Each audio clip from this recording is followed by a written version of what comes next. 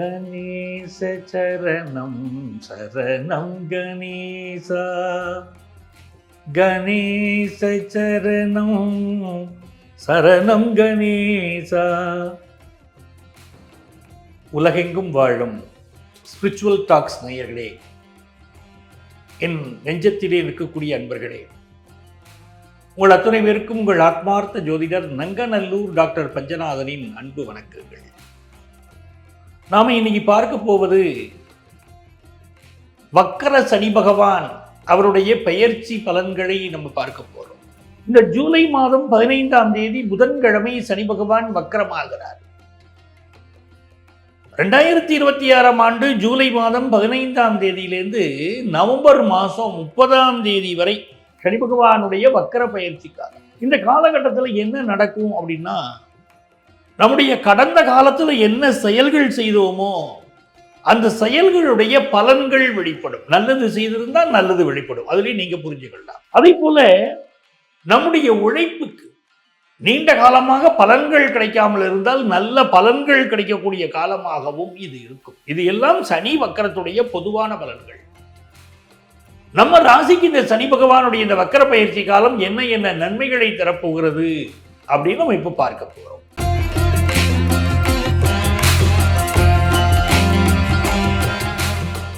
என் அன்பான கன்னிராசி நேயர்களே, கன்னிராசிக்கு அதிபதியானவன் புதன் பகவான்.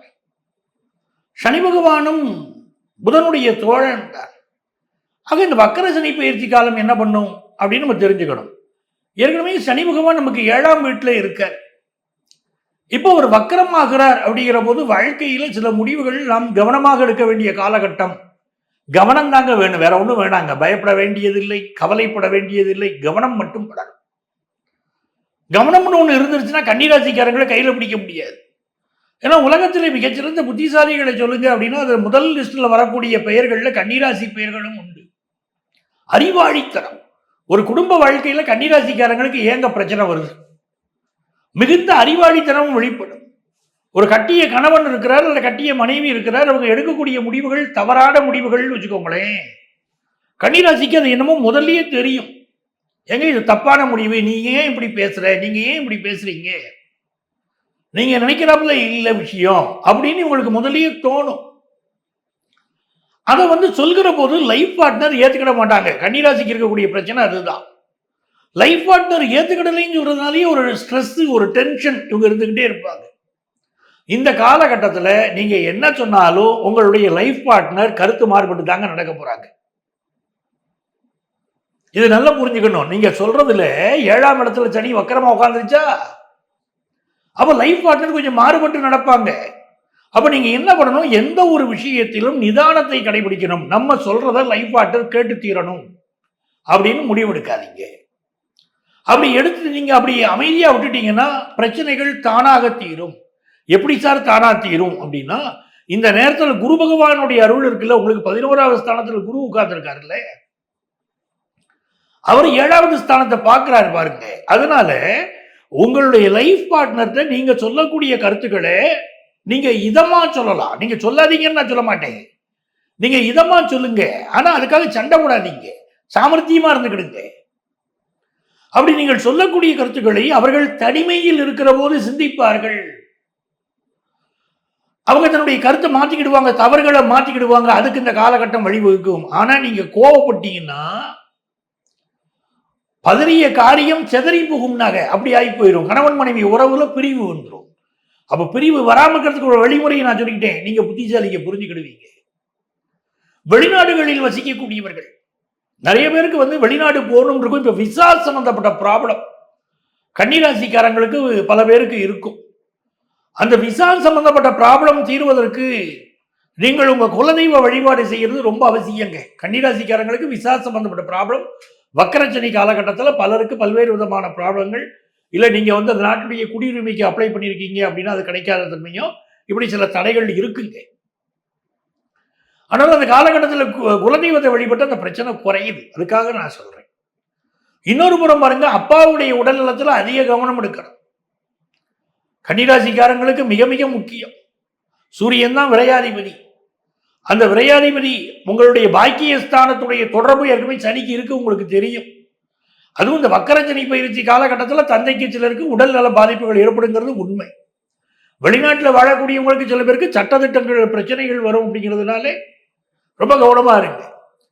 இந்திய நாட்டு சட்டங்கள் வேற, அயல் நாட்டு சட்டங்கள் வேற. கணவன் மனைவி உறவுல யார் அவசரப்பட்டு கோர்ட்டுக்கு போறீங்களோ அந்த காரியம் விவாகரத்துங்கிறது உடனே கிடைச்சிடும். வெளிநாட்டு கோர்ட்டுக்கு ட்ரை பண்றவங்களுக்கு உடனே விவாகரத்து கிடைச்சிடும். விவாகரத்து விஷயத்துல பொறுமையா தான் முடிவு எடுக்கணும். அவசரப்பட்டு முடிவு எடுத்தீங்க, விவாகரத்துக்கு அப்ளை பண்ணீங்க, சீக்கிரமே விவாகரத்து கிடைச்சிடும் வெளிநாடுகளில் வாழக்கூடியவங்களுக்கு. அதே மாதிரி விவாகரத்துக்கு அப்ளை பண்ணி குழந்தை என் கூட தான் வளரணும் சில பேர் கேட்டுக்கிட்டு இருப்பீங்க. அது இப்போ உங்க பக்கம் தீர்ப்பாகும். அப்படி ஒரு அமைப்பு இருக்கும். நிறைய பேர் கேட்டுக்கிட்டு இருக்கீங்க, குழந்தை எங்க கூட இருக்கணுங்க, கணவன் மனைவி பிரிஞ்சு போயிட்டோம், என் பையன் என் கூட தான் இருக்கணும், பொண்ணு என் கூட தான் இருக்கணும்னு கேட்குறீங்க. அது உங்களுக்கு வெளிநாடுகளில் இருக்கக்கூடியவர்களுக்கு உங்களுக்கு சாதகமா தீர்ப்பு வந்துடும். அதே நேரத்தில் இந்த காலகட்டத்தில் ஃபினான்ஷியலா ஒரு பெரிய வளர்ச்சி வரும். நீங்க எதிர்பார்க்காத பெரிய வளர்ச்சி வரும். வெளிநாட்டிலேருந்து வரக்கூடிய வருமானம் கூடும். நீங்க நினைச்சு பார்த்திருக்க மாட்டீங்க இப்படி ஒரு வருமானம் வரும், அவ்வளவு நல்ல வருமானம் கூடும். அப்ப இந்த காலகட்டத்தில் உங்களுக்கு எல்லா நன்மையும் நடக்க போகுது. அப்படிங்கும்போது மன உளைச்சல் இல்லாம பார்த்துக்கிடணும். சில பேருக்கு குடியிருக்கக்கூடிய வீட்டில் சில ரிப்பேர் ஒர்க்கை கொடுக்கும், அதை பார்த்து நிவர்த்தி பண்ணணும். ரிப்பேர் சின்னதா இருக்கும் போதே சரி பண்ணி விட்டுறணும். ரிப்பேர் பெருசான அப்புறம் சரி பண்றேன்னு பார்க்கக்கூடாது. அரசியல்வாதிகள் இந்த காலகட்டத்தில் உங்களுடைய நண்பர்கள் விஷயத்துல கவனமா இருங்க. பல பேர் உங்களை விட்டு நெருங்கிய நண்பர்கள் கூட காணாமல் போகக்கூடிய அமைப்பு கன்னிராசிக்கு இப்போ உண்டு. அதனால அதுல கவனமா இருக்கணும். புதிய வீடுமனைகள் வாங்கக்கூடியவர்கள் பேரண்ட் டாக்குமெண்ட்டை வெரிஃபை பண்ணாம வீடுமனை வாங்கக்கூடாது. கன்னிராசிக்காரங்க மிக கவனமா இருக்க வேண்டியது அம்மாவுடைய உடல் நலம். அம்மாவுடைய உடல் நலத்துல அதிக அக்கறை எடுக்கணும். சில பேருக்கு இப்ப நோய் நொடி தொந்தரவுகள் இந்த காலகட்டத்தில் கொடுக்கும். ஜூலை 15 நவம்பர் 30 உடல்நல பிரச்சனைகள் கொஞ்சம் அதிகமாக வாய்ப்பு இருக்கு.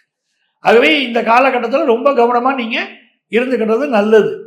இப்ப யாரை வழிபட்டு அந்த பிரச்சனை இல்லாமல் நல்லா இருக்க முடியும். தொழில் ரீதியா முன்னேற்றம் வருமானம் வரும், ஆனா பார்ட்னர் விஷயத்துல கவனம் தேவைன்னு சொல்லியிருக்கேன். அப்போ உங்களுக்கு நல்ல சந்தோஷமான சூழ்நிலைகள் வேணும் அப்படின்னா என்ன செய்யணும் அப்படின்னா, இந்த கன்னிராசிக்காரங்க இந்த காலகட்டத்தில் திருச்செந்தூருக்கு போயிட்டு வரணும். திருச்செந்தூருக்கு போய் கடல்ல குளிக்கிறது, நாளி கிணத்துல குளிக்கிறது, அதற்கு பிறகு துண்டிகை விநாயகரை வழிபாடு செய்வது, துண்டிகை விநாயகரை வழிபாடு செய்துட்டு போய் திருச்செந்தூர் முருகனை வழிபாடு செய்வது, இது எல்லாமே பெரிய பெரிய வெற்றிகள் உங்களுக்கு கொடுக்கும். அப்புறம் வள்ளி குகைக்கு போயிட்டு வரணும். பெரிய முன்னேற்றங்கள், நன்மைகள் நடக்கக்கூடிய காலமா இருக்கும். நல்ல காசு பணம் புரளும். புதியதாக ஒரு தொழில் துவங்கக்கூடிய யோகமெல்லாம் வந்துடும். இப்போ நிறைய நன்மைகளும் உங்களுக்கு இருக்குங்கிறதையும் நீங்க புரிஞ்சுக்கிடணும். திரைப்படத்துறை, நாடகத்துறையை சேர்ந்தவங்களுக்கு புதிய வளர்ச்சி காத்திருக்கு.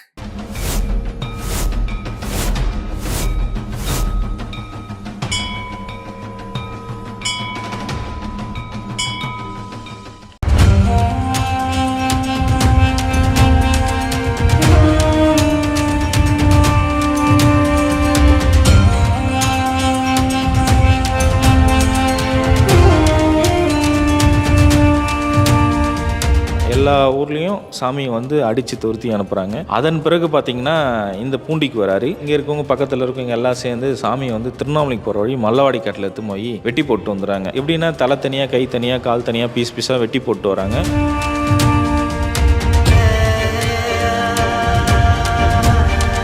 ஆற்றுல இருக்காரையே வெள்ளம் வருது. ஒரு அடிக்கு ஒரு அடி 360 டிகிரி தண்ணி ஃபுல்லாக விலகி போகுது. தவத்திலேருந்து எந்திரிச்சிக்கல, தண்ணிக்கு மேலே ஜடம் அதுக்கு பிடிச்சிருது. அவரில் தோண்டி பார்க்குறாங்க சாமியை. சாமி பார்த்தா உயிரோடு இருக்கிறார். பூண்டி மகான் பார்த்தீங்கன்னா மேற்கு ஒரு திண்ணையும் கிழக்கு ஒரு திண்ணையும் இருந்தது. இந்த கிழக்கு திண்ணையில் அந்த திண்ணையில் உட்கார சொல்ல தான் 19 வருட காலங்களாக பூமியில் கால் படலை.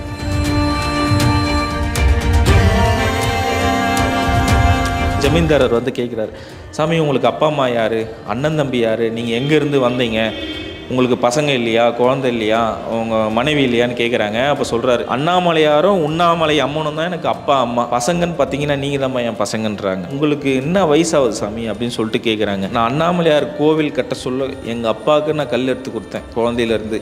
இன்றைக்கி ப்ரெசன்ட் டேட்டுன்னா அதுதான் என் வயசு, நீ அன்றைக்கி நீங்கள் கூட்டி சொல்லு பண்ணுறேன்.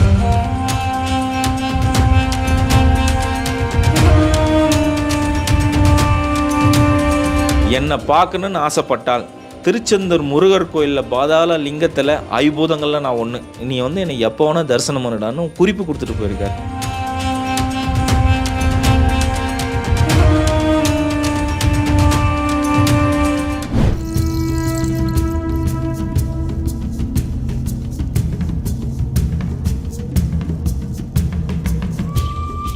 புலிகள் கூட ஒரு மகான் விளையாடி இருக்காரு. இவர் தவம் இருக்கும்போது இந்த வரி புலிகள் இவரை பாதுகாத்திருக்கு. திருவண்ணாமலைக்கு வந்த மகான்கள் வரிசையில இவர் முன்னோடின்னு சொல்றாங்க. ஈசான்ய ஞான தேசிகர் ஐயா. இவருடைய வாழ்க்கை வரலாறு தான் நம்மளுடைய தேடல் பயணத்துல பார்க்க போறோம்.